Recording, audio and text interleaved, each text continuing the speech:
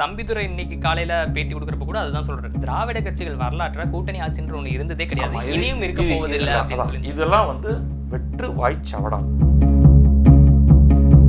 Nainar நினைத்ததுமே commit பண்ணிக்கலாம். அவர் அதனாலதான் அவர் அங்க கொண்டு வந்திருக்காங்க. ஏன்னா இதே இந்த இடத்துல அண்ணாமலை இருந்திருந்தா பொங்கியிருப்பார்.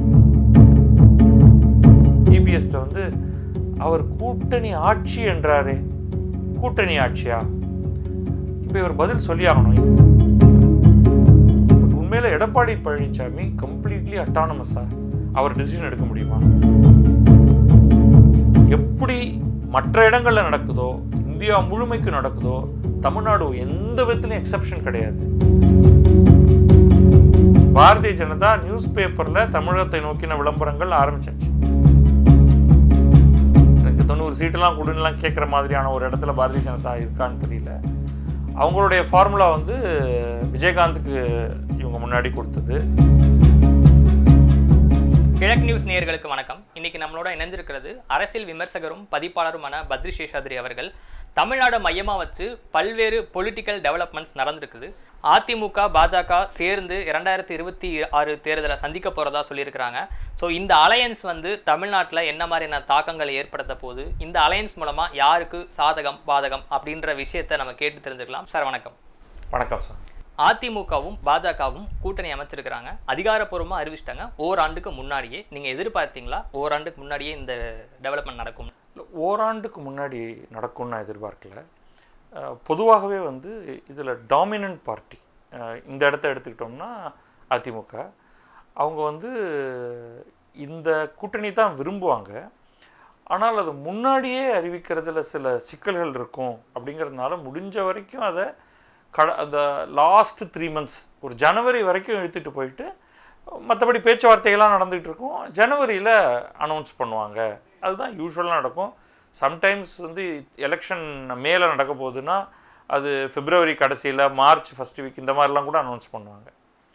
ஆனால் இந்த முறை இந்த மூவை பிடிச்சி தள்ளிக்கிட்டு போயிருக்கிறது பாரதிய ஜனதா அப்படிங்கிறது அப்படி தான் தோணுது. இப்போவே சின்ன சின்ன ப்ராப்ளம்ஸ் வர ஆரம்பிச்சிருக்கு அப்படிங்கிறதையும் நம்ம பார்க்குறோம். பட் முதல்ல என்ன அதை ட்ரைவ் பண்ணியிருக்கு அப்படின்னா, அதிமுகவுக்கு கட்டாயமாக கூட்டணி தேவை. மிக வலுவான கூட்டணியை அமைத்தால்தான், அதே சமயம் திமுக கூட்டணியில் சில சலசலப்பு நடந்து, அதுக்கு பிறகு இந்த வாக்கு பிரித்தல் அப்படிங்கிறதும் நடந்து, இதெல்லாம் நடந்தால்தான் அதிமுக இருக்கக்கூடிய கூட்டணி ஜெயிப்பதற்கான பாசிபிலிட்டிஸ் இருக்குது.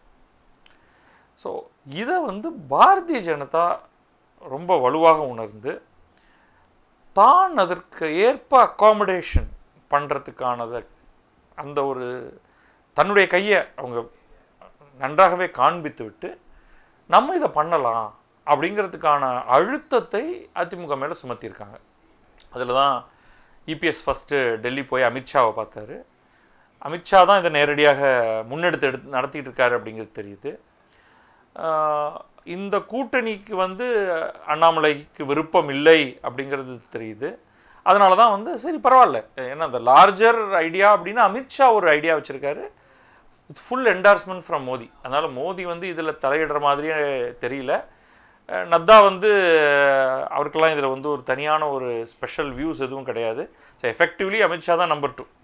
ஸோ அவர் முடிவெடுத்துட்டார், இது நம்ம அதிமுகவோட சேருவோம். நிறைய கடந்த நாடாளுமன்ற தேர்தலேருந்து பிரச்சனைகள் இருக்குது. அதுக்கு முன்னாடியே, அதாவது நாடாளுமன்ற தேர்தல் சமயத்தில் கூட்டணி கிடையாது. ஸோ அப்போ நிறைய வார் ஆஃப் வேர்ட்ஸில் ஒருத்தர் ரொம்பவே மிக கடுமையாக திட்டிக்கிட்டாங்க. கட்சி தலைவர்கள் மத்தியில் கொஞ்சம் நாகரிகமாகவும், தொண்டர்கள் மத்தியில் இதில் சோஷியல் மீடியாவில் மகா கேவலமாகவும் இது நடந்தது. அதை பார்த்தோம். ஸோ அதெல்லாம் பரவாயில்ல, ஏன்னா இப்போதைக்கு நம்முடைய கோல் ரொம்ப முக்கியம். திமுகவை தோற்கடிக்கிறதுக்கான ஒரு அட்டெம்ப்டாவது செய்யணும்னா, நம்ம இப்பயும் அதிமுக பாரதிய ஜனதா கட்சி கூட்டணி வெல்லும் அப்படின்னு நான் சொல்ல மாட்டேன். வெற்றி கூட்டணின்னு அவங்க சொல்லலாம். பட் இப்போ தான் ஒரு பொட்டென்ஷியல் ஃபைட்டாவது அங்கே இருக்குது அப்படின்னு நான் பார்க்குறேன்.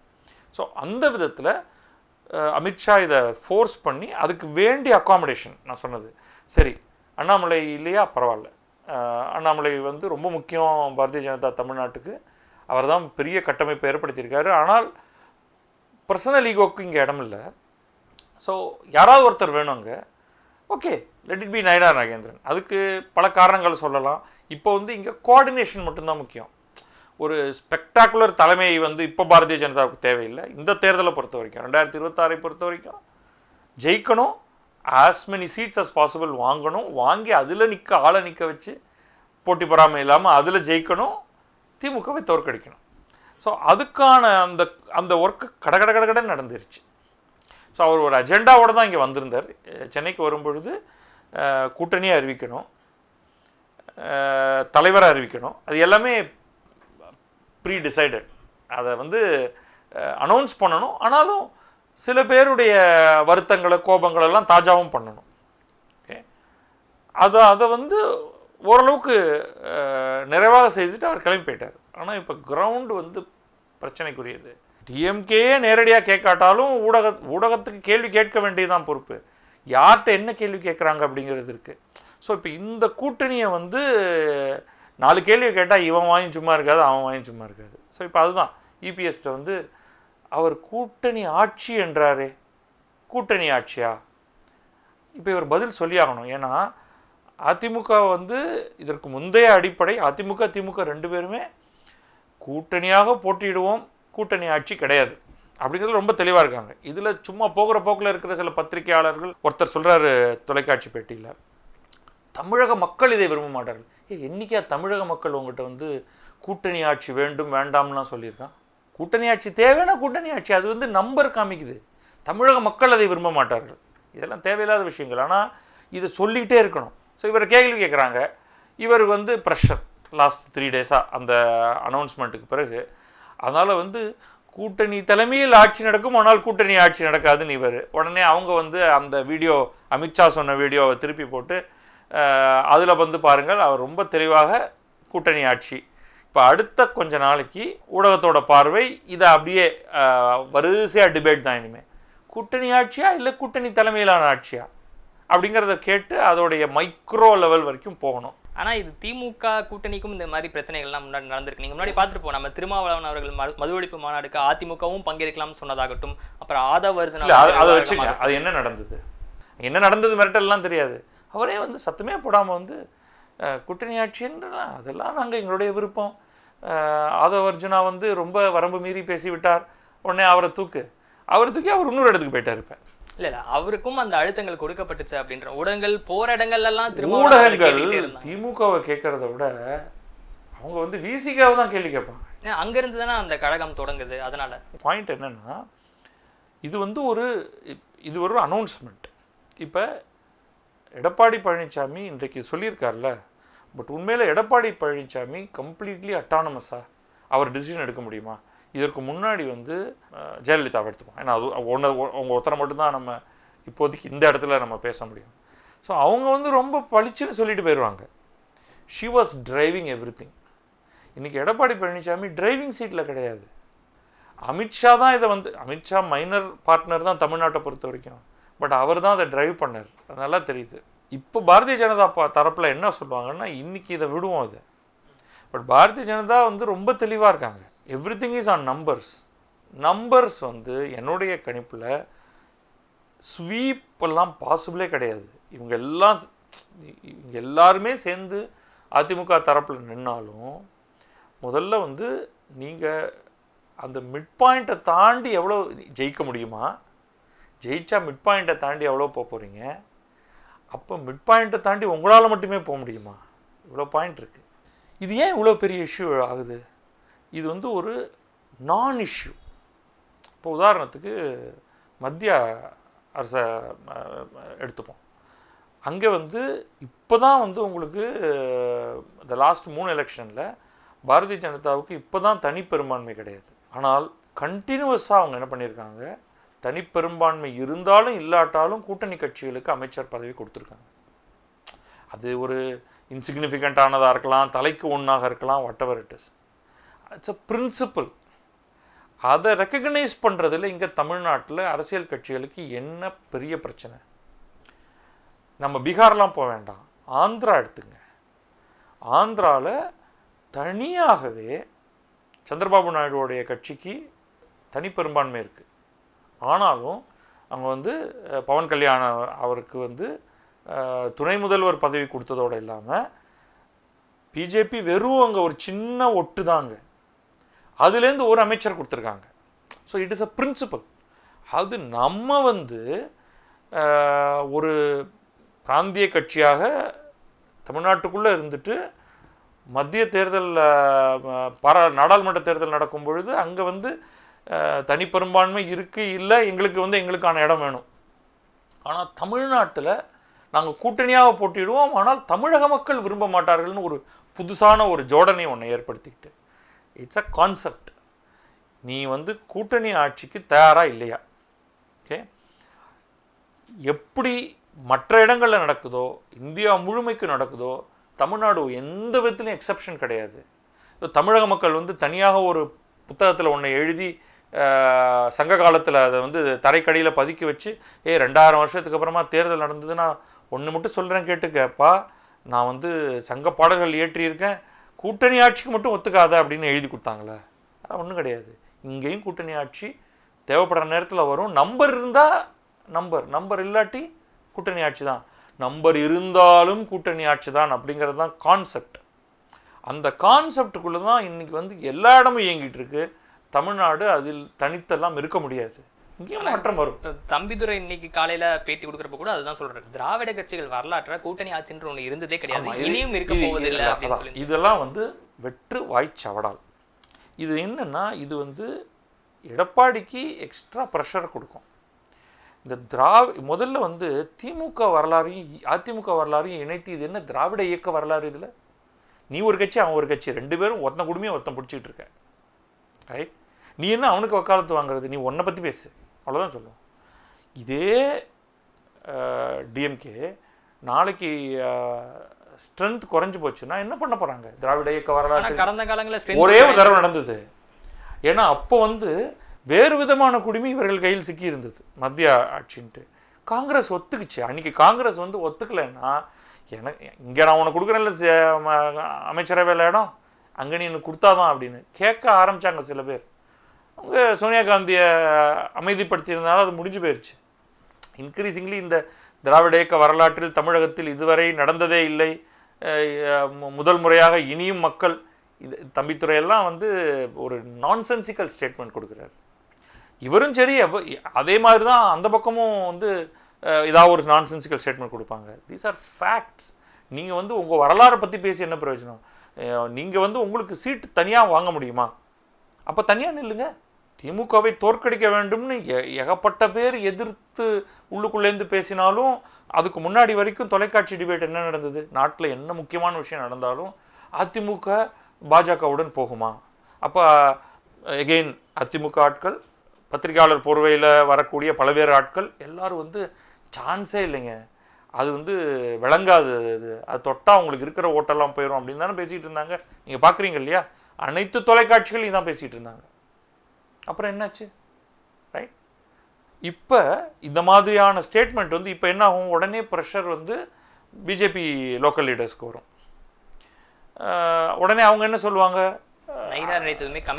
அவர் அதனால தான் அவர் அங்கே கொண்டு வந்திருக்காங்க. ஏன்னா இதே இந்த இடத்துல அண்ணாமலை இருந்திருந்தால் பொங்கியிருப்பார், உடனே அது பெரும் பிளவை ஏற்படுத்தியிருக்கும். ஸோ அதனால் அவங்க ஓரளவுக்கு கொஞ்சம் சாஃப்டாகவும் மத்திய தலைமை முடிவு செய்யும் அப்படின்னு சொல்கிறதுக்கு. ஏன் இவரும் வந்து ஏன் ஆமாம் நாங்கள் ஒத்துக்கிறோம், திராவிட இயக்க வரலாற்றிலேயே இது நடந்ததே கிடையாது, ஆகவே நாங்களும் அடிமை போலவே நடந்து கொள்வோம்னு சொல்லுவாங்களா? இது புரிஞ்சுக்கணும். இதில் என்ன திராவிட இயக்க வரலாறு வருது? இந்த இடத்துல தனி பெரும்பான்மை இருக்குன்னா நீ தனியாக ஆட்சி அமைப்ப, தனி பெரும்பான்மை இல்லைன்னா கூட்டு சேர்ந்து தான் பண்ணியாகணும். இது திராவிட இயக்க வரலாற்றை வந்து ஒரு முறை 96 சீட்டு டிஎம்கே பண்ணதை வச்சுக்கிட்டு திராவிட இயக்க வரலாறு பேசிக்கிட்டு இருக்கிறதுக்கெல்லாம் வந்து இடமே கிடையாது. இல்லை நீ ஸ்ட்ரென்தன் பண்ணிக்கோ. ஒன்று ஜெயலலிதா அதுவும் பண்ணியிருக்காங்க இல்லையா? அவனும் வேண்டாம், எனக்கு நான் தனியாக நிற்பேன், நான் தனியாக ஜெயிப்பேன், நான் தனியாக அமைச்சரவை ஏற்படுத்திப்பேன். அப்போ எங்கே கூட்டணின்னு பேசுகிறதுக்கே இடமில்லை அப்படின்ட்டு. கூட்டணியாக நீங்கள் ஒரு ஆட்சி அமைக்கிறீங்கன்னா சில காம்ப்ரமைசஸ் பண்ணித்தான். இப்போ உதாரணத்துக்கு மத்திய அமைச்சரவை எடுத்துப்போம். அதில் நிதிஷ்குமார் தெலுங்கு தேசம் 2 பேரும் இருக்கிறதுனால வக்ஃப் ஆக்டுக்கு வந்து கடைசியாக பாஸ் தான் பண்ணியிருக்காங்க. பட் அதை விரைவுபடுத்த முடியல. அதில் வந்து நிறைய சேஞ்சஸ் பண்ணியிருக்காங்க. அதுக்கப்புறம் இன்றைக்கி அது கோர்ட்டுக்கு போயிருக்கு. நம்முடைய பார்ட்னர்ஸ் வந்து நாங்கள் போராடி இதில் 2 ப்ரொவிஷனை எடுத்தோம் அப்படிங்கிறதுக்காகவே இன்னும் 2 ஒரு அட்வர்ஸ் ப்ரொவிஷனை வச்சுக்கோ, அது மாதிரியான சில காரியங்கள் செய்ய வேண்டியிருக்கும். ப்ராப்ளம் தான். இப்போ ஒரு அமைச்சரவையை இன்னொருத்தருக்கு நீங்கள் கொடுக்கும்பொழுது இப்போ அவருக்குன்னு ஒரு டைரக்ஷன் இருக்கும், ஒரு கொள்கை இருக்கும். இப்போவே அதெல்லாம் பேச ஆரம்பிச்சிட்டாங்க. கல்வித்துறை பாரதிய ஜனதா கேட்குமா? அவங்க வந்து இந்து அறநிலையத்துறை பற்றி ஒன்றும் சொல்லலை. ஸோ இப்போ ஒரு உதாரணத்துக்கு பாரதிய ஜனதா வந்து அடுத்த ஒரு கூட்டணி ஆட்சியில் வரப்போகுது அதிமுகவோடனா அவங்க இது 2 கொடு அப்படின்னு கேட்பாங்க. ஏன்னா அவங்களுடைய கோல்னு ஒரு இடத்துல வச்சுருக்காங்க. ரைட், ப்ராப்ளம் தான். பட் அதுக்கான ஸ்ட்ரென்த்து இவங்க ஸ்ட்ரென்த்தை கூட்டிகிட்டு இருக்காங்க. பாரதிய ஜனதா ஸ்ட்ரென்த்தை கூட்டிகிட்டு இருக்காங்க. அதிமுகவுடைய ஸ்ட்ரென்த்து கொஞ்சம் குறையுது. எவ்வளோ குறைஞ்சிருக்கு, இது எவ்வளோ ஏறி இருக்குது, இல்லை ஏறியே இருக்கா, இது எல்லாத்துக்கும் வந்து வெளிப்படையான பதில் நமக்கு கிடைக்காது. ஏன்னா தனியாக நின்று போட்டி போடும்போது தான் அதெல்லாம் தெரியும். தனியாக நின்று போட்டி போட்டால் எதிராளிக்கு தான் ஆதாயம். So you work out a compromise. இப்போது தமிழ்நாட்டில் திமுகவை வீழ்த்தணும் அப்படின்னா எதிர்த்து போட்டியிடுற கூட்டணியில் நிச்சயமாக எந்த கூட்டணியில் அதிமுக இடம்பெறுதோ அதுதான் வெற்றி பெறதுக்கான வாய்ப்பு இருக்கும் அப்படின்றது சொல்லப்படும் உண்மை. ஸோ அதன் அடிப்படையில் பாஜகவுக்கு இதில் ஒரு சாதகம் இருக்குது. அதிமுக இப்போ பாஜகவுக்கு தான் போகணும் அப்படின்ற ஒரு கட்டாயம் என்ன இருக்குது? நீங்களும் கூட ஒரு அழுத்தம்ன்ற ஒரு வார்த்தை பயன்படுத்தினீங்க முன்னாடி. எடப்பாடி பழனிசாமிக்கு என்ன அழுத்தம் இருக்குது பாஜக கிட்ட போகணும் அப்படின்னு? இது வந்து சில விஷயங்கள் எனக்கு, அதாவது திரைமறைவு பேச்சுகள், யார் யாரோட பேசினாங்க. இப்போ குருமூர்த்தி சில இதை சொல்லியிருக்காரு, வேறு சிலரும் அதை ஹிண்ட் பண்ணியிருக்காங்க. வேறு என்ன பெரிய ஃபோர்ஸ் தமிழ்நாட்டில் இருக்குது அப்படின்னா விஜய். அன்ப்ரூவன், ஆனால் ஒரு பெரிய மக்கள் ஆதரவு பல பாக்கெட்ஸில் இருக்கிற மாதிரியான தெரியுது. அடுத்தது சீமான். ரொம்ப நாளாகவே அவர் வந்து இந்த களத்தில் இருக்கார். ஒரு பர்சன்ட் ஓட்டாக 8% வரைக்கும் வந்திருக்காங்க. பட் பொதுவாக 4-8% என்ன மாதிரி களத்தில் போட்டி இருக்குது, எவ்வளோ அணிகள் இருக்குங்கிறத பொறுத்து. இப்போ இவங்க தான் பிளேயர்ஸே. ரைட், பாட்டாளி மக்கள் கட்சி ஒன்று இருக்குது. பட் அது வந்து எப்போவுமே இட்ஸ் பாசிபிள். பட் அதோடைய சைஸ் வந்து ஒன்றும் பெருசாக இல்லை. அது இருக்கிற அப்போ நீங்கள் இருக்கிற இடத்துலையே இருக்கீங்கன்னா கொஞ்சம் ஆக்சுவலாக குறையிறீங்கன்னு அர்த்தம். விரிவாகலை. இப்போ யார் புதுசாக விரிவாகி இருக்காங்க? நான் சொன்ன இந்த 3 தான். பாரதிய ஜனதா விரிவாகி இருக்கு. அட்லீஸ்ட் பல இடங்களில் சவுண்டு கேட்குது. விஜய் பெரிய அளவுக்கு 0 to ஹீரோ சத்தம் பெருசாக காதை புழக்குது. நாம் தமிழர் வந்து தொடர்ச்சியாக அவங்களுடைய சவுண்டு கேட்டுக்கிட்டே இருக்குது. நிறையா பேர் கட்சியிலேருந்து பிரிஞ்சு பல இடங்களுக்கு போகிறாங்க. ஆனாலும் புதிதாக இளைஞர்கள் அங்கே போகிறாங்க. ஸோ இன்றைக்கு இளைஞர்கள் இந்த 3 தான் இடத்துக்கு வராங்க. மற்ற ட்ரெடிஷ்னல் கட்சி 2 திமுகவும் அதிமுக. மீது எல்லாமே ட்விண்ட்லிங், இன்க்ளூடிங் காங்கிரஸ். அப்போ ரியல் ஆக்டிவிட்டிங்கிறது எங்கேருந்து ஆரம்பிக்கும்? திமுக ஒரு பக்கம், அதிமுக ஒரு பக்கம். 1-2, 1க்கும் 2க்கும் இடையில பெரிய கேப் இருக்கலாம். ஆனால் 1-2. அப்போ அடுத்து நான் பேசினது 3 இருக்காங்க. பாரதிய ஜனதா, விஜய், சீமான். இந்த 3 பேரை யார் அட்ராக்ட் பண்ண முடியும், அட்ராக்டே பண்ண முடியுமா முடியாதா? அப்படி இருக்கிறதுல வந்து சீமான் வந்து ஒரு கூட்டணிக்கு தயாராக இருக்கிற மாதிரி தெரியல. ஏன்னா அவர் அது முயற்சி நடக்குதுங்கிறது தெரியுது. நிச்சயமாக அதிமுக சீமான் கூட்டணிக்கான ஒரு முயற்சி நடந்து கொண்டிருக்கிறது. அழைப்பு கொடுத்திருக்கிறார் நயினார் நாகேந்திரன் சீமானுக்கு. அதுக்கு முன்னாடியே நான் சொல்கிறது, ஓகே, இந்த அதிமுக பாரதிய ஜனதா கூட்டணி அறிவிப்பு இருக்கு இல்லையா, அதுக்கெல்லாம் சில வாரங்களுக்கு முன்னாடியே அது தகுந்த மாதிரி வந்து இப்போ சாணக்கியா ஆனுவல் ஃபங்க்ஷன் அப்போ செங்கோட்டையனும் சீமானும் ஒரே மேடையில் வந்தாங்க. எஸ்ஆர்எம் பல்கலைக்கழகத்தில் ஒரு ஈவெண்ட் நடந்ததில் வந்து அண்ணாமலையும் சீமானும் அவங்க ஒருத்தர் விழிச்சுக்கிறது, இதெல்லாம் வந்து ஒரு சின்ன சமிக்ஞை இது. ஸோ அதனால் உடனே அவங்க கட்சியில் சேர்ந்துருவாங்களா அப்படிங்கிறது இல்லை. But you can see that அங்கே ஏதோ ஒரு டச் பாயிண்ட் இருக்குது, பேசுகிறாங்க. $3 4 5 பாயிண்ட்னா பர்சன்டேஜ் பாயிண்ட் இருக்குது அப்படின்னாலே அவங்க ஒரு முக்கியத்துவம் பெற ஆரம்பிக்கிறாங்க. ஆனால் ஒரு ஒரு காம்ப்ளிகேட்டட் கோலிஷனை சேர்க்கறது இல்லை. இவன் இருந்தால் அவன் வரமாட்டான் மாதிரியான இஷ்யூஸ்லாம் இருக்கு இல்லையா, அதெல்லாம் இருக்குது. பட் அதை மீறி இது சேர்க்கறதுக்கான ஒரு முயற்சி நடக்குது. ஏன்னா திமுகவை தனியாக வீழ்த்த முடியாது. 1+1 2 பேர் சேர்ந்தாலும் வீழ்த்த முடியாது. நீங்கள் ஒரு 3, 4, 5 அப்போ அது யாராக இருக்கும்? அந்த பக்கம் ஒரு திமுக கூட்டணி வந்து கிட்டத்தட்ட இன்டாக்டாக இருக்குது.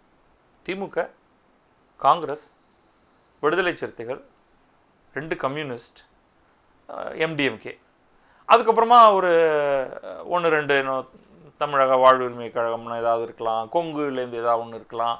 அவங்களாம் வந்து 1% பார்ட்டி. அதை நான் ஒரு பெருசாக ஒரு முஸ்லீம் ரெப்ரசன்டேட்டிவ் பார்ட்டி ஒன்று இருக்கலாம். அந்த ஒன்று இருக்குன்னா இன்னொன்று வந்து இன்னொரு பக்கம் போயிடும். யார் இருக்காங்க இங்கேங்கிறத பொறுத்து, அவ்வளோதான். ஓகே, ஸோ இந்த மாதிரி அந்த பல்க் அப்படிங்கிறது வந்து இதுதான்.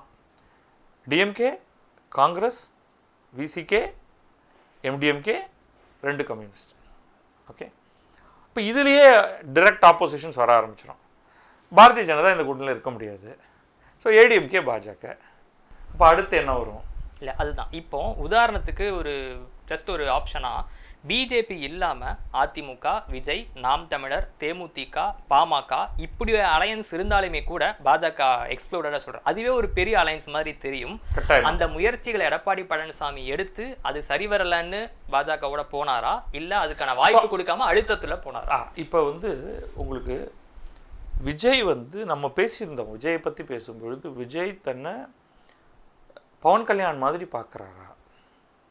ஓகே, அப்போ பவன் கல்யாண் வந்து தான் முதலமைச்சராகணும் அப்படின்னு சொல்லலை, ஒரு மாற்றத்தை கொண்டு வரணும். அந்த மாற்றத்தை கொண்டு வருவதற்கு நான் வந்து ஒரு ஃபோர்ஸாக இருந்து, தோ பிஜேபி ஒரு பெரிய அங்கே ஃபோர்ஸாக இல்லைனாலும் அது பிஜேபியும் கூட்டிகிட்டு வந்து தெலுங்கு தேசத்தோட ஒரு ஒரு ஒரு கட்டமைப்பை ஏற்படுத்தி 3 பேருமாக சேர்ந்து களத்தில் இருக்கணும் அப்படின்னு அந்த மாதிரியான ஒரு முயற்சியை விஜய் வந்து செய்ய விரும்பல ஆரம்பத்திலேருந்து. ஓகே, பிஜேபியோ இல்லை யாரோ, அவர் வந்து நாம் தனியாக ஆட்சியை பிடிப்போங்கிற ஸ்டேட்மெண்ட் தான் அவர் தொடர்ந்து சொல்லிகிட்டு இருக்கார். அப்படி நீங்கள் சொல்லும்பொழுது சொல்கிறது ஒன்று, செய்கிறது ஒன்றுனா கூட இருக்கலாம். பட் அடுத்த ஒரே பாசிபிலிட்டி என்னென்னா, ஹீ இஸ் அன்ப்ரூவன். இப்போ பவன் கல்யாணுடைய பார்ட்டி வந்து கிரவுண்டில் இருக்குது, பெருசாக ஜெயிக்கல அப்படின்னாலும் கூட அவங்களுக்கு ஏதோ ஒரு அமைப்பு கட்டமைப்பு ஒன்று வந்து பல வருடங்களாக அவங்க ஏற்படுத்தி வந்துட்டு இருக்காங்க. இவர் இப்போ தான் ஆரம்பிக்கிறார். ஸோ கிரவுண்ட் லெவல் சப்போர்ட்ங்கிறது ஒன்றும் கிடையாது. ஒன் ஆஃப் த ஸ்டேட்மெண்ட்ஸ் வந்தது என்னென்னா, அவர் வந்து நான் டெபுட்டி சீஃப் மினிஸ்டர், இவங்க வந்து கூட்டணி ஆட்சிக்கே குரல் எழுப்பிக்கிட்டு இருக்காங்க இன்றைக்கி. ஓகே, அதுவும் கூட நம்பர் ஆஃப் சீட்ஸ் அவங்க கேட்டது கொஞ்சம் அதிகம் அப்படிங்கிற காரணத்தினால நம்ம தனியாக இருப்போம் அப்படின்ட்டு. இப்போ உங்களுக்கு முன்னாடி 2 பாசிபிலிட்டி இருக்குது, விஜய் அல்லது பாரதிய ஜனதா. அது விஜய் ப்ளஸ் பாரதிய ஜனதா 2மே கூட இருக்கலாம். பட் இது அல்டர்னேட்னு வச்சுப்போம். அப்படின்னா யார் மோர் அக்காமடேட்டிவ்னா, இன்றைக்கி அதிமுகவை பொறுத்த வரைக்கும் பாரதிய ஜனதா வந்து மோர் அக்காமடேட்டிவாக இருந்திருக்காங்க அப்படின்னு தான் நமக்கு தெரிய வருது. ஓகே, ஒன்று. ரெண்டாவது, ட்ரூ பவர் யார்கிட்ட இருக்குது? விஜய் அண்ட் பாரதிய ஜனதா கணக்கில் எடுத்து பார்க்கும்பொழுது ஃபுல்லஸ்ட் பவர் அப்படிங்கிறது பாரதிய ஜனதா கிட்ட தான் இருக்குது. இது அன்ப்ரூவனாக இருக்குது. பவர்னு நான் சொல்கிறது வந்து, நீங்கள் வந்து ஒரு பலவேறு தலைவர்களை இங்கே கொண்டு வந்து ஒரு நிகழ்ச்சி நடத்தக்கூடிய கேப்பபிலிட்டி, பணம். விஜய் ஒரு சக்ஸஸ்ஃபுல் ஆக்டராக இருந்தாலும் இவங்க பண்ணக்கூடிய எல்லா டிஸ்கஷன்லேயுமே ADMK தான் எங்களுக்கும் சேர்த்து பணம் செலவு பண்ணணும் அப்படின்னு சொல்லக்கூடிய ஒரு இடத்துல தான் விஜய் இருப்பார். ஆனால் பாரதிய ஜனதா தனிப்பட்ட முறையிலேயே அவங்க வந்து டொனேஷன்ஸ், இந்த எலக்ட்ரல் பாண்ட்ஸில் வந்து இன்னும் மிகப்பெரிய அளவுக்கான பணத்தை அவங்க தான் திரட்டிக்கிட்டு இருக்காங்க. அவங்களால பணம் செலவு பண்ண முடியும். தேர்தல்னு வரும்பொழுது அது ஒரு முக்கியமாகிடுது. ஸோ இன்றைக்கி வந்து DMK, ADMK, பிஜேபி இந்த 3 கட்சி தான் பணமே செலவு பண்ண முடியும். காங்கிரஸே பணம் செலவு பண்ண முடியாது தமிழ்நாட்டில், அவங்கள்ட்ட அந்த பணம் கிடையாது. ஆல் இண்டியா லெவலில் வச்சு பார்க்கும்பொழுதே அவங்களுடைய பணம் குறைச்சி. ஸோ 3 பேரால் தான் பணம் செலவு பண்ண முடியும். ஸோ நீங்கள் வந்து பாரதிய ஜனதா வேண்டாம் அப்படின்னு சொன்னால் அந்த பணம் உங்களுக்கு எதிராக செயல்படும், வேறு ஒன்றும் இல்லை. இப்போவே அட்வர்டைஸ்மெண்ட் நீங்கள் நியூஸ் பேப்பர்ஸ் பார்க்குறீங்களான்னு தெரியல, தமிழ்நாடு டார்கெட்டட் அட்வர்டைஸ்மெண்ட் நான் எக்கனாமிக் டைம்ஸில் வந்து தினம் பார்க்குறேன், எவ்ரிடே. கடந்த 2 வாரத்துக்கு மேலாக நான் பார்த்துக்கிட்டு இருக்கேன். இன்னும் இது தொடர்ந்து போய் எப்போ ஆரம்பிச்சதுன்னு இப்போ மறந்து போயிடுச்சு. பழைய பேப்பரை நான் எடுத்து பார்க்கணும். ஃபஸ்ட்டு பேஜில் டாப் ஸ்ட்ரிப் ஆடு, அந்த ஸ்லோகன் மறந்து போயிடுச்சு. பட் வலுவான இந்தியா வலுவான தமிழகம், அதுக்கு வந்து நரேந்திர மோடி ஏகப்பட்ட செயல்களை செய்து கொண்டிருக்கிறார் 1 வருஷத்துக்கு முன்னாடியிலேருந்தே. அந்த பணத்தை இன்றைக்கி வந்து இன்னும் டிஎம்கே அட்வர்டைஸ்மெண்ட் பண்ண ஆரம்பிக்கல, ஏடிஎம்கே அட்வர்டைஸ்மெண்ட் செலவு பண்ண ஆரம்பிக்கல. பாரதிய ஜனதா நியூஸ் பேப்பரில் தமிழகத்தை நோக்கின விளம்பரங்கள் ஆரம்பிச்சாச்சு. இந்த மாதிரியான எல்லாத்தையும் நீங்கள் சேர்த்து வச்சு பார்த்தீங்கன்னா பாரதிய ஜனதா விஜய் கேட்டதாக சொல்லப்படும் எண்ணிக்கையை விட குறைச்சி தான். எனக்கு 90 சீட்டெல்லாம் கொடுன்னெலாம் கேட்குற மாதிரியான ஒரு இடத்துல பாரதிய ஜனதா இருக்கான்னு தெரியல. அவங்களுடைய ஃபார்முலா வந்து விஜயகாந்துக்கு இவங்க முன்னாடி கொடுத்தது ஏடிஎம்கேல. விஜயகாந்துக்கு ஒதுக்கப்பட்டது 41 சீட்டுன்னு நினைக்கிறேன். ஆனால் இவங்க ஜெயிக்கிறதே 40 சீட்டு அப்படின்ற மாதிரி நயினார் நாகேந்திரன் பேசியிருக்காங்க. 60 கேட்பாங்க, 60 கேட்பாங்க, 40 தான் கொடுப்பாங்க, அவ்வளோதான். அதாவது நம்ம கேட்கலாம் எவ்வளோ வேணாலும். பட் ஒரு ஃபேர்னஸ்னு ஒன்று இருக்குது. You have to prove that. டிஎம்கேட்ட காங்கிரஸ் கேட்டு பெற்றது அது ஒரு 60 சொச்சம்னு நினைக்கிறேன். அது கம்ப்ளீட் வாஷ் அவுட் ஆச்சு. அந்த மாதிரியாக இவங்க கேட்பாங்க. ஸோ உங்களுக்கு இந்த கூட்டணியில் இரண்டாவதாக இருக்கிறவங்களுக்கு இதுதான் நடந்த சுச்சுவேஷன். ஓகே, ஸோ 60 70 கேட்கலாம், 30 40 தான் கிடைக்க போகுது. இதுக்கப்புறமா மற்றவங்கள அகாமடேட் பண்ணணும். ஒரு காலத்தில் நம்ம வந்து பாட்டாளி மக்கள் கட்சிக்கெல்லாம் 28 30 வரைக்கும் வந்திருக்குன்னு நினைக்கிறேன், எனக்கு சரியாக ஞாபகம் இல்லை. பட் இன்றைக்கி வந்து அவ்வளோ கொடுக்க மாட்டாங்க. ஒரு 20 வந்தாலே அவங்க வந்து இன்றைக்கி பாட்டாளி மக்கள் கட்சி பயங்கரமாக சந்தோஷப்படணும்.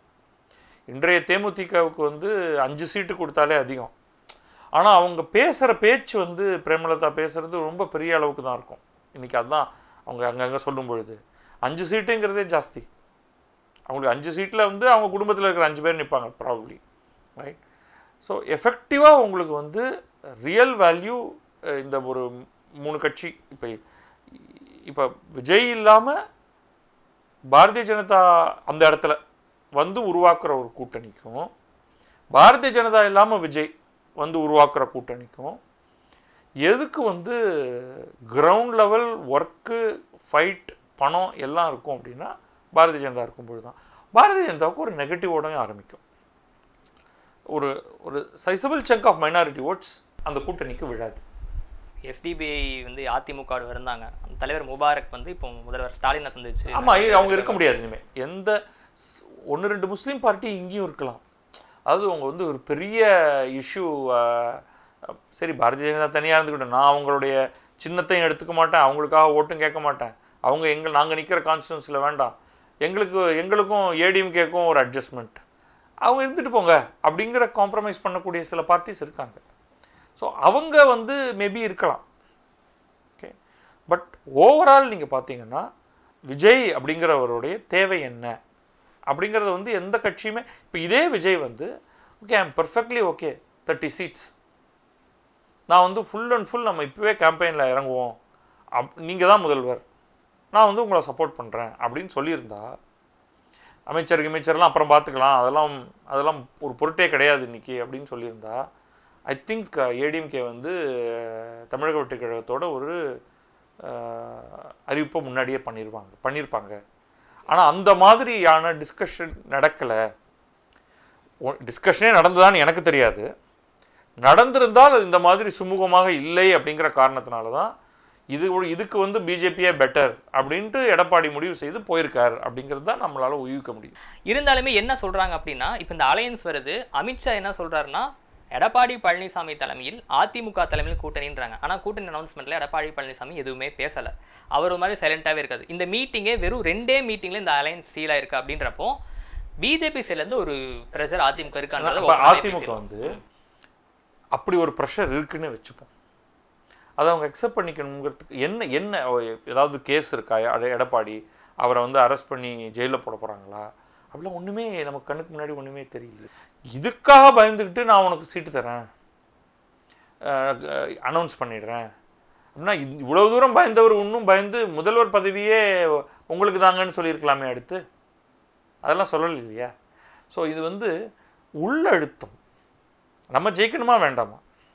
நம்ம இப்போ ஸ்டாலின், உதயநிதி ஸ்டாலின் அல்லது அதற்கு கீழே வரப்போகிறவங்களுக்கு இல்லாத ஒரு பயம் எடப்பாடிக்கு இருக்குது. அது மட்டும் நீங்கள் ஒத்துப்பீங்க இல்லையா? இந்த கட்சியோடைய கண்ட்ரோல் இப்பொழுதைக்கு உங்களுக்கு கொடுத்துருக்காங்க. நீங்கள் வந்து கொஞ்சம் கேர்ஃபுல்லாக மெனுவர் பண்ணி ஓபிஎஸ் அனுப்பிட்டீங்க, தினகரன், சசிகலா, இப்போ இவங்க யாருக்கும் இப்போ வந்து ஏடிஎம்கே கட்சியில் ஒரு எந்த விதமான ஒரு சின்ன கண்ட்ரோல் கூட கிடையாது. ஏதாவது ஒரு ஸ்லீப்பர் செல்ஸ் இருக்கலாம். நீங்கள் வரக்கூடிய எலெக்ஷனில் தோற்று போனீங்கன்னா என்ன ஆகும்? இதே பாரதிய ஜனதாவுக்கே இன்னும் 4 பேர் போவான், நயனா நாகேந்திரன் மாதிரி. கரெக்டாக? அப்போ biggest pressure for Edappadi is losing. அதிமுகவில் இருக்கிறவங்க பாஜகவோட அலையன்ஸை எப்படி பார்ப்பாங்க கிரவுண்ட் லெவலில்? ஏன்னா ஒரு சில செய்திகள் வருது, சில பேர் வந்து விருப்பம் இல்லை அப்படின்றத ஓப்பனாக பேசுகிறாங்க. ஒருத்தர் வந்து ராஜினாமா பண்ணுறேன் அப்படின்னு சொல்லியிருக்காரு, புதுக்கோட்டையிலேருந்து ஒரு சின்ன உறுப்பினர் ஒருத்தர். 2 பக்கமுமே இதில் விருப்பம் இல்லை. அதனால தான் இவங்க வந்து எனக்கு என்ன தோணுதுன்னா, அதனால தான் முன்னாடியே இதை பண்ணாங்க. ஏன்னா கொஞ்சம் அட்ஜஸ்ட் பண்ணிப்போம், அடுத்த இந்த பீரியடில் வந்து இது ஏன் அவசியம் அப்படின்னு நமக்குள்ளே ஒரு அரேஞ்ச்மெண்ட்டுக்கு வந்துப்போம் அப்படின்னு. நீங்கள் சோஷியல் மீடியாவில் பார்த்தீங்கன்னா ஏகப்பட்ட பாரதிய ஜனதா, அதுவும் முக்கியமாக அண்ணாமலை ஆதரவாளர்கள் வந்து கட்டாயமாக அவங்க வந்து இன்ஃபேக்ட் ஏடிஎம்கேன்னே சொல்கிறது இல்லை, இடிஎம்கேன்னு தான் சொல்கிறாங்க. எடப்பாடி கட்சி அப்படிங்கிற மாதிரி ஓட்டு போட மாட்டேன் அப்படின்னு. ஏடிஎம்கேயில் இருக்கிற பலரும் பாரதிய ஜனதா வந்து நம்மளை ஜெயலலிதாவை இப்படி சொல்லிட்டாங்க அப்படி சொல்லிட்டாங்க, அதனால நான் போட மாட்டேன், அவங்களால நமக்கு நஷ்டம்தான் அப்படின்னு சொல்கிறவங்க இருப்பாங்க. ஆனால் தலைவர்கள் இதுக்கு ஒரு முடிவு எடுத்திருக்கிறதுக்கு காரணம் வந்து நம்ம சேர்ந்து இல்லைன்னா நிச்சயமாக டிஎம்கேக்கு இன்னொரு டம் கொடுக்குறோம். இப்போ சேர்ந்து இருந்தாலுமே கூட அவங்களை தோக்கடிக்கிறது கஷ்டம். குறைஞ்சபட்சம் அந்த எட்ஜுக்கு நகர்த்த முடியும். நீயா நானா அப்படின்னு ஒரு பார்த்துக்கலாம். அப்போ ஏதாவது ஒரு சின்ன கட்சி கூட ஆல்மோஸ்ட் மிட் பாயிண்ட் கிட்டக்க 2 பேர் இருந்தால் வேற யாராவது அங்கேருந்து பிரிஞ்சு இங்கே வரத்துக்கு இப்போ கூட்டணி ஆட்சி தான் பேசப்படும் கோர் பாயிண்ட்டாகவே. அதை வச்சுப்போம் ஒரு பக்கமாக தள்ளி. இப்போ இதுலேயே வந்து இப்போ அமமுகவுடைய எதிர்காலம் என்னவா இருப்பது? ஓ பன்னீர்செல்வம், சசிகலா இவங்கெல்லாம் வந்து திருப்பி இந்த அலையன்ஸில் வந்தால் எடப்பாடி அதுக்கு ஒப்புக்கொள்வாரா? இப்போ அமித்ஷா வந்து அது வந்து அவங்களோட உட்கட்சி விஷயம் தலையிடல அப்படின்ற மாதிரி பேசிட்டு அந்த கட்சி சம்பந்தமாக கட்சிக்கு யார் ஓனர்னு இவர் வந்து தினகரன் ஸ்ட்ரெயிட்டாகவே அமமுகன்னு ஒன்று உருவாக்கின காரணத்தினால அவர் வேற ஒரு கட்சி. நீங்கள் பார்த்தீங்கன்னா எடப்பாடி வந்து அவர் மீது போட்டிருக்கிற ஒரு வழக்கை வாபஸ் வாங்கியிருக்காரு. அமமுக வந்து இதை வரவேற்றிருக்கு இவங்க 2 பேருக்கு இடையில் நடந்திருக்கிறது. ஸோ அமமுக ஒரு ஒரு சின்ன பார்ட்டியாக அது தன்னுடைய சைஸ் என்னன்னு அவங்களுக்கு நல்லாவே தெரியும். அவங்க வந்து பாரதிய ஜனதாவோட ஒரு அக்ரிமெண்ட் போட்டுட்டு பாரதிய ஜனதாவுக்கு கொடுத்துருக்கக்கூடிய ஒரு எண்ணிக்கையில் நீங்கள் ஒரு உள் ஒதுக்கீடு மாதிரி நீங்கள் பண்ணிங்க. மேபி கிரவுண்ட் லெவலில் நம்ம ரொம்ப பெரிய கோஆர்டினேஷன் கிடையாது, ஆனால் கொஞ்சம் ஓட் ட்ரான்ஸ்ஃபர் பண்ணுவோம் அப்படின்னு ஒரு முடிவுக்கு வருவாங்கன்னு தோணுது எனக்கு. ஓ பன்னீர்செல்வத்தோடைய கதை ஒரு மாதிரி ஓவர் தான் அப்படின்னு நினைக்கிறேன். ப்ராபப்ளி அவர் வந்து அவருக்கு இருக்கிற ஒரே வாய்ப்பு ஏடிஎம்கே மறந்துட்டு பேசாமல் பிஜேபியிலே சேர்ந்துடலான்னு ஒரு முடிவுக்கு அவரும் அவருடைய மகனும் வரலாம். Ads a possibility. வந்தால் சரத்குமார் மாதிரி அவருக்கும் ஒரு கண்ணியமாக ஏதாவது ஒரு சீட்டு, இப்போ 2 பேர் இருக்காங்கன்னா ஒருத்தருக்கு எம்பி சீட்டு ஒருத்தருக்கு எம்எல்ஏ சீட் அப்படின்னு கொடுத்து பாரதிய ஜனதா சார்பில் அவங்க எடுத்துக்கிறதுக்கான வாய்ப்பு இருக்குது. உரிமை மீட்பு குழு அப்படின்னு சொல்லி அவர் பயணிச்சுட்டு இருக்கிற பாதையில் முடிவு அது இனிமே ஒர்க் அவுட் ஆகாது இப்போதைக்கு. அல்லது அவர் என்ன முடிவு பண்ணலான்னா, அவருக்கு வந்து கான்ஃப்ளிக்டிங் ஐடியா இருக்கலாம். இப்போ இந்த கட்சி தோற்று போயிடுச்சுன்னா, அதாவது இந்த கூட்டணியே தோற்று போயிடுச்சுன்னா அதிமுகக்குள்ளே ஒரு பெரிய சலசலப்பு ஏற்பட்டு அப்போ வந்து அவங்க எடப்பாடி பழனிசாமியை தள்ளி விட்டுட்டு அப்போ நமக்கு அங்கே ஒரு வாய்ப்பு வராதா அப்படின்னு அவர் யோசிக்கலாம். ஆனால் அப்போ அந்த இடத்துக்கு உரிமை கோர்றதுக்கு இன்னும் 4-5 பேர், செங்கோட்டையன் உட்பட இன்னும் பல பேர் அங்கே வரலாம். ஸோ அதனால் நம்மளால் இப்போ சொல்ல முடியாது. அதனால் இவருக்கு 2 ஆப்ஷனுமே ஓப்பன். ஒன்று வந்து பாரதிய ஜனதா அவருக்கு எப்போவுமே ஒரு ஆதரவு கொடுக்கும், ஏன்னா அவங்களுக்குள்ள ஒரு நல்ல ஒரு அண்டர்ஸ்டாண்டிங் இருக்குது. ஆனால் அதற்காக அவங்க வந்து ஓபிஎஸ் அவர் பாவம், அதனால் நம்ம எடப்பாடியோட எந்தவித ஒப்பந்தமும் செய்து கொள்ளக்கூடாதுன்னெலாம் அவங்க நினைக்கல. 2 பேரையும் பக்கத்தில் வச்சு பார்த்தா தராசில் உங்கள்கிட்ட ஒன்றுமே கிடையாது, அவர்கிட்ட முழு கட்சியும் இருக்குது. அதனால் நான் வந்து அவங்களோட தான் நான் டீல் போட போகிறேங்கிறத அவங்க ரொம்ப தெளிவாக சொல்லிட்டாங்க. இப்போ சசிகலா ஃப்ரேம்லேயே இல்லை. அவங்க எப்படி இருந்தாலும் அவங்க வந்து பின்னிருந்து இயக்குபவராக தான் இருக்க போகிறாங்க. அப்போ இந்த பின்னிருந்து யாரை இயக்குபவராக இருப்பார்? என்னதான் இருந்தாலும் கடைசியாக தினகரன் வழியாகத்தான் ஏதாவது செயல்படுத்தக்கூடியதாக இருக்கும். அப்போ அவங்க வந்து ஏதாவது ஒரு பொசிஷன், ஏதாவது ஒரு பவர் அல்லது ப்ரொடெக்ஷன் அப்படிங்கிற மாதிரி பார்க்கக்கூடும். அதற்கு அவங்க வந்து அரசியலோடைய முன்னுக்கு வரணுங்கிற அவசியம் இல்லை, அதுக்கான கேப்பபிலிட்டி அவங்கள்ட்ட இருக்கிற மாதிரி தெரியல. ஸோ இதுதான் கேம் பிளான். இப்போ Dinakaran will be there in politics. OPS வந்து பிஜேபியில் கரைந்து போகிறதை தவிர வேறு வழி இல்லை அப்படின்னு எனக்கு தோணுது. இப்போ இந்த அதிமுகவும் பாஜகவும் ஓராண்டுக்கு முன்னாடியே கூட்டணி உறுதியானதை அறிவித்தது மூலமாக என்ன விஷயம் நடந்திருக்குன்னு புரிஞ்சுக்கலாம். அப்படின்னா ஆப்போசிட்டில் டிஎம்கே அலையன்ஸ் ஆல்மோஸ்ட் ஸ்ட்ராங்காக இருக்குது அப்படின்னு பேசப்பட்டது. இப்போ இனி பிரியறதுக்கு வாய்ப்பே இல்லை அப்படின்ற ஒரு ஆப்பர்ச்சுனிட்டி அவங்களுக்கு கொடுத்துருச்சா அப்படின்றது. காரணம் என்ன அப்படின்னா, இப்போது ஏடிஎம்கே ஒரு மாதிரி ஓப்பனில் இருந்தது அப்படின்னா லாஸ்ட் மினிட்ல ஒரு 3 months முன்னாடி சீட் ஷேரிங் பேசுகிறப்போ ஏதாவது அதில் உடன்பாடு ஏற்படல சிக்கல் அப்படின்னா அவங்களுக்கு ஒரு வாய்ப்பு இருந்தது, அதிமுகன்ற ஒரு வாய்ப்பு இருந்தது, நான் அங்கே போகலாம் அப்படின்னு சொல்லலாம். அல்லது குறைந்தபட்சம் அதிமுக வாய்ப்பு இருக்குது அப்படின்றப்போ இவங்க ஏற்படுத்தக்கூடிய ஒரு டிமாண்ட் வைக்க முடியும். திமுக எங்களுக்கு இவ்வளோ சீட் வேணும், இவ்வளோ சீட் டிமாண்ட் வைக்கிறதுக்கு ஒன்று இருக்கும். இப்போ அந்த ஆப்பர்ச்சுனிட்டி, அந்த ஸ்பேஸ் எதுவுமே இல்லாமல் ஏடிஎம்கே டோரை ஷட் பண்ணிருச்சா அப்படின்றது ஒரு பார்வை. இன்னொன்று, இதே அலையன்ஸ் இப்போ ஒருவேளை அதிமுக இல்லை அப்படின்னா விஜய்க்கு இது ஏதாவது பெனிஃபிட் பண்ணுமா? ஒருவேளை நாங்கள் விஜய் கிட்ட போகலாம் அப்படின்ற மாதிரி அதை வச்சு டிமாண்ட் அந்த மாதிரி வாய்ப்பு இருக்கு. நீங்கள் வந்து ஃபஸ்ட்டு எல்லா விதமான பிரச்சனைகளோடையும் டிஎம்கே கூட்டணிங்கிறது எப்போவுமே வலுவாக தான் இருக்குது. விடுதலை இப்போ கம்யூனிஸ்ட் விடுதலை சிறுத்தைகள் இவங்க காங்கிரஸ் நகர்ற மாதிரியாக எனக்கு தோணலை. ஏன்னா அவங்க ரொம்ப டீப்பாகவே அவங்களுடைய உறவு போயிருக்கிற மாதிரி தெரியுது. ஸோ கம்யூனிஸ்ட் கட்சிகளுக்கு வந்து ஒரு பெரிய பார்கெனிங் பவர் இன்றைக்கி கிடையாது. அவங்க ஏடிஎம்கேக்கு வந்தாலும் அவங்க ஏடிஎம்கேவுடைய எந்த என்ன சொல்கிறது அந்த வெற்றி வாய்ப்பை வந்து பயங்கரமாகலாம் மாற்றக்கூடிய ஒரு பொசிஷனில் இல்லை. விடுதலை சிறுத்தைகளுக்கு அந்த பவர் இருக்குது. ஓகே, ஸோ அது வந்து நேச்சுரலாகவே அந்த ஃபார்மேஷன் இப்போவே ஒன்று என்னென்னா, விடுதலை சிறுத்தைகளும் பாட்டாளி மக்கள் கட்சியும் ஒரே கூட்டணியில் இருக்க முடியாது அப்படிங்கிற ஒரு ஃபார்முலா வந்து நம்ம இப்போ பார்க்குறோம். இப்போ பாட்டாளி மக்கள் கட்சிக்கு ஒரு நெருக்கடி என்னென்னா, அவங்க டிஎம்கேயை கன்வின்ஸ் பண்ணி நீ விடுதலை சிறுத்தைகளை ட்ராப் பண்ணிவிடு, நான் உனக்கு அதிகமான பலனை தரக்கூடியவன் அப்படின்னு ப்ரூவ் பண்ணணும். ஓகே, அதற்கு மாற்றாக இப்போ விடுதலை சிறுத்தைகள் பாரதிய ஜனதா இருக்கக்கூடிய இடத்துல இருக்க முடியாது, அவங்களாவே செஞ்சுக்கிட்டது. அவங்க வந்து நான் பாட்டாளி மக்கள் கட்சியோடையும் இருக்க மாட்டேன், பாரதிய ஜனதாவோடையும் இருக்க மாட்டேன் அப்படிங்கிற முடிவை அவர்கள் எடுத்திருக்கிறார்கள். ஓகே, அப்போ அது அவங்களுடைய ப்ரெஷரில் இப்போ யார் வந்து மிக அதிகமாக வீக்கன் ஆவாங்கன்னா ஒன்லி விடுதலை சிறுத்தைகள். ஒன்று அவங்க வந்து இப்போ இந்த ஃபைனல் ஆப்ஷன் விஜய் ஆப்ஷனுக்கு வருவோம் கடைசியாக.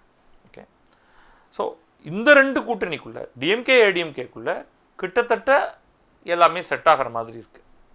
சில வருத்தங்கள் பல பேருக்கு இருந்தாலும் ஏதோ ஒரு விதத்தில் ஃபைனல் அட்ஜஸ்ட்மெண்ட்டுக்கு வந்துடுவாங்க. உதாரணத்துக்கு டிஎம்டிகே வந்து ஒரு ராஜ்யசபா சீட் எக்ஸ்பெக்ட் பண்ணுது, அது கொடுக்குறேன்னு சொல்லியிருந்தாங்கன்னு, இல்லை கொடுக்க மாட்டோம் அப்படிங்கிறதுல ஒரு சின்ன வருத்தம். அதில் ஏதோ ஒரு இடத்துல நரேந்திர மோடி ஆர் பிஜேபி வந்து அங்கே ஸ்டெப்இன் பண்ணி இல்லை நம்ம வந்து ஏதாவது ஒரு விதமாக இவங்களை அகாமடேட் பண்ணுவோம் அப்படின்னு சொல்லக்கூடும். ஓகே, அப்போ சரி அப்படின்னு சொல்லிட்டு இவங்க இந்த பக்கம் வர்றதுக்கான வாய்ப்பு இருக்குது. இவங்களை வந்து டிஎம்கே பக்கம் போகிறதுக்கு டிஎம்கேக்கு அவ்வளோ பெரிய நீடு கிடையாது இவங்களை அட்ராக்ட் பண்ணுறதுக்கு. Again it's a minuscule party. Important அப்படின்னு பார்க்கும்பொழுது பாட்டாளி மக்கள் கட்சி. இப்போ பாட்டாளி மக்கள் கட்சியில் உள்ளுக்குள்ளே ராமதாஸ் என்ன சொல்கிறாரு, அன்புமணி ராமதாஸ் என்ன சொல்கிறாரு, யார் எந்த பக்கம் சாயிறாங்க, அதில் என்ன ப்ராப்ளம், அது வந்து இன்னும் தெளிவாக வெளியிலே ஒரு ப்ராப்ளம் இப்போ போயிட்டுருக்கு. அதான் அதனால் வந்து நமக்கு எனக்கு இப்போ மேலோட்டமாக என்ன தெரியுதுன்னா, கடைசி Anbumani will take over the full party. அவருக்கு வயசு அவருடைய சாதகமாக இல்லை. அப்புறம் ஏதோ ஒரு விதத்தில் ஃபேமிலி அண்ட் ஃப்ரெண்ட்ஸ் எல்லோரும் சேர்ந்து விடுங்க அவன் பண்ணுறதை பண்ணட்டும், நம்ம சமுதாயத்துக்கு இதனால் நல்லது ஏற்படும் விடுங்க அப்படின்னு சொல்லி ஒரு மாதிரி பேட்சப் பண்ணிடுவாங்க அப்படிங்கிறது தான் எனக்கு தோணுது. Where at the end of which Ramadoss வந்து மூப்பு காரணமாக தீவிர அரசியலிருந்து நான் விலகிவிட்டேன் அப்படின்னு சொல்லக்கூடிய மாதிரி தான் வருங்கிற மாதிரி தான் ஒரு டிரெக்ஷன் நம்ம வெளியில் நடக்கக்கூடிய நிகழ்ச்சிகளை பார்க்கும்பொழுது தோணுது. அப்போ அவங்க வந்து ஸ்ட்ரெயிட்டாகவே அவங்க பிஜேபி ஏடிஎம்கேவோட தான் ஒரு கூட்டணி ஏற்படுத்துவாங்க. ஏன்னா விடுதலை சிறுத்தைகள் அந்த பக்கம் இருக்குது. இப்போ இங்கே வலுவாக இவங்க வந்து இந்த 3 பேரும் ஒரு டீலை ஒர்க் அவுட் பண்ண முடியும். நிச்சயமாக அவங்க வந்து விஜயோட போக மாட்டாங்க. அது வந்து வேறு விதமான ஒரு டசில் அங்கே இருக்குது. இப்போ விஜய் யாரெல்லாம் இருக்க முடியும்? விஜய் வந்து சீமானை இருக்க முடியுமா? இப்போ சீமான் வந்து தன்னை எப்படி பார்க்குறாரு அப்படிங்கிறதுல தான். இதில் வந்து 2 இருக்குது. ஒரு இமேஜை நீங்கள் உங்களுக்காக க்ரியேட் பண்ணிவிட்டு அந்த இமேஜின் அடிப்படையில் தான் நான் செயல்படுவேன் அப்படிங்கிறது. இன்னொன்று வந்து ரியல் பாலிட்டிக்ஸ், உண்மை என்ன அப்படிங்கிறத வச்சு. இப்போ வந்து எந்த காலத்துலேயும் நாம் தமிழர் தனித்து ஆட்சியை பிடிக்கும் அளவுக்கான இடத்தில் இல்லை அப்படிங்கிறது என்னுடைய கருத்து. அடுத்த 30 ஆண்டுகளுக்கு இல்லை அப்படிங்கிறது என்னுடைய கருத்து. அப்போ அது தெரிஞ்சிருச்சுன்னா பேசாமல் நம்ம ஒரு அல்லீடு பார்ட்டி, நம்ம இவங்களோட சேர்ந்துருப்போம். அதில் என்ன ஆதாயம் நமக்கு கிடைக்கும்? பொலிட்டிக்கல் ஆதாயம். அதை ஃபோக்கஸ் பண்ணுவோம். நம்மளுடைய கருத்தை அவரும் தமிழ் தேசியம் தான் சொல்லிட்டு இருக்கார் விஜய், அவரோட சேர்ந்து நம்ம பயணிக்கலாமா? நான் அதுக்கு வந்து அங்கே இவர் வந்து சீமான் வந்து நான் சீனியர், அவர் இப்போ வந்து ஜூனியர் அப்படின்லாம் சொல்லி அதில் பிரயோஜனம் கிடையாது. இப்போ இந்த அலைன்ஸ் சீலானதுனாலமா, அதாவது அதிமுக பாஜக அலைன்ஸ் சீனானது மூலமா சீமானும் விஜயும் சேர்றதுக்கான வாய்ப்பு அதிகரிச்சிருக்கு. 2 பேருடைய, அதாவது சீமானுடைய முடிவு தான். சீமான் நினச்சா ஏடிஎம்கேயோட சேரலாம், சீமான் நினச்சா விஜயோட சேரலாம். விஜயோட சேர்ந்தா இடங்கள் கிடைக்குமா அப்படிங்கிற கொஸ்டின் ஒன்று இருக்குது. இப்பொழுதைக்கு விஜய் நிறைய வாக்குகளை பிரிப்பார். மும்முனை போட்டி அப்படிங்கிற மாதிரி வருது அப்படின்னா விஜய் கட்டாயமாக வாக்குகளை பிரிப்பார். அவரால் வெல்ல முடியுமானா அவரே வெல்ல முடியுமாங்கிறதே டவுட். அவரோட பாப்புலாரிட்டி யாரை எதிர்த்து நிறுத்துகிறாங்க, எந்த சீட் அப்படிங்கிறத பொறுத்து தான் அதையே சொல்ல முடியும். ஓகே, அதை விட்டுட்டு பார்த்தீங்கன்னா உங்களுக்கு வந்து அவரால் அந்த கட்சியில் வேறு யாராலையும் ஜெயிக்க முடியாது இப்போதைக்கு. இதே அவர் வந்து டிஎம்கேயோடய ஏடிஎம்கேயோடய சேர்ந்து களத்தில் நிற்கிறார் அப்படின்னா அது வேறு விஷயம். அது கன்சிடரபிளாகவே இன்க்ரீஸ் பண்ணும் அந்த அவர் இருக்கிற கூட்டணியை. ஆக்சுவலாக இன்றைக்கி மேக்ஸிமம் வேல்யூ க்ரியேஷன் அப்படின்னு பார்த்தா எல்லா விதமான உள்முரண்களையும் தாண்டி விஜய் ஏடிஎம்கே பிஜேபி கூட்டணியில் சேர்றாருன்னு வச்சுப்போம் ஹைப்போதெட்டிக்கலி. அப்போ வேறு எதுவுமே வேண்டாம் அவங்களுக்கு. அவருக்கு பெரிய ஓட் கேட்சிங் கேப்பபிலிட்டி இருக்குதுன்னு நான் சொல்ல மாட்டேன். ஆனால் அவரால் ஒரு 10% இருக்க முடியும் அப்படின்னாலே 55% மேலே அங்கே வந்துடும். ஆனால் எப்படி இருக்கிற சீட்டை நீங்கள் பங்கிட போகிறீங்க, அந்த சேலஞ்ச் வந்துடும் உங்களுக்கு. அந்த காரணத்தினால தான் இந்த மாதிரியான காம்ப்ளிகேட்டட் ஈகோ இஷ்யூ காரணத்தினால தான் அவங்க 2 பேரும் முதல்லையே சேர முடியல. இப்போ இவங்க 2 பேரும் சேர்ந்ததுக்கு பிறகும் இவரால் அதில் போய் சேர முடியாது. இப்போ ஒரு எலெக்ஷனாவது விஜய் வந்து தனிச்சு நிற்க வேண்டியிருக்கும். அப்போ அவர் கூட சேரணுமா இல்லை ஏடிஎம்கே கூட சேரணுமா, யாரோடையோ சேரணும்னு முடிவு பண்ணிட்டா யாருடன் சேர்ந்தால் நலம் அப்படிங்கிறத வந்து சீமான் முடிவு பண்ண வேண்டியிருக்கும். பாட்டாளி மக்கள் கட்சிக்கு இந்த கன்ஃபியூஷனே கிடையாது. அவங்க வந்து நேராக ஏடிஎம்கே கூட்டணிக்கு போய் what is the best deal possible அப்படின்னு அவங்க ஒர்க் அவுட் பண்ணி, அது அவங்களுடைய பிரச்சனை என்னவா இருக்குன்னா எந்த சீட்டில் நம்ம நிற்க போகிறோங்கிறது வரைக்கும் அதை ஒர்க் அவுட் பண்ணுறதுக்கு அவங்க வந்து உடனடியாக யூஸ்வலி தேர்தலில் ராமதாஸ் தலைமையில் கட்சி இருக்கும்பொழுது முதல்ல கூட்டணி ஏற்படுத்துகிறவர் அவராக தான் இருப்பார். ஏன்னா அவர் வந்து குவிக் டு டிசைட், ப்ளஸ்ஸோ மைனஸோ. இப்போ பாரதிய ஜனதா அதை பண்ணிருச்சு அப்படிங்கிறத நம்ம பார்க்கணும். இப்போ இது வந்து ரொம்ப முக்கியம் பாட்டாளி மக்கள் கட்சிக்கு. பண்ணிட்டாங்கன்னா அவங்க வந்து கிரவுண்ட் லெவலில் ஒரு ஈவன் டென்டேட்டிவாக கான்ஸ்டன்சியை கூட டிசைட் பண்ணிவிட்டு வேட்பாளர்களை கூட ஒரு மாதிரி தேர்ந்தெடுத்துட்டு தீவிரமான களப்பணிக்குள்ளே இறங்கினாங்கன்னா டிஎம்கேவுக்கு ரொம்ப ஒரு டஃப்பான ஃபைட் ஒன்று கொடுப்பாங்க. அப்போ அந்த சமயத்தில் வந்து சீமானே கூட சரி மேபி இது ஒரு வின்னிங் பார்ட்னர்ஷிப், இதோட கூட நம்ம சேர்ந்துக்கலாம் அப்படின்னு ஒரு வேலையை நினைக்கலாம். ஓகே, நம்ம பார்க்கலாம்னா அடுத்தடுத்து நிறைய டெவலப்மெண்ட்ஸ் வரும். நிச்சயமாக வேறு ஒரு சந்தர்ப்பத்தில் நம்ம சந்தித்து பேசலாம் சார். நன்றி.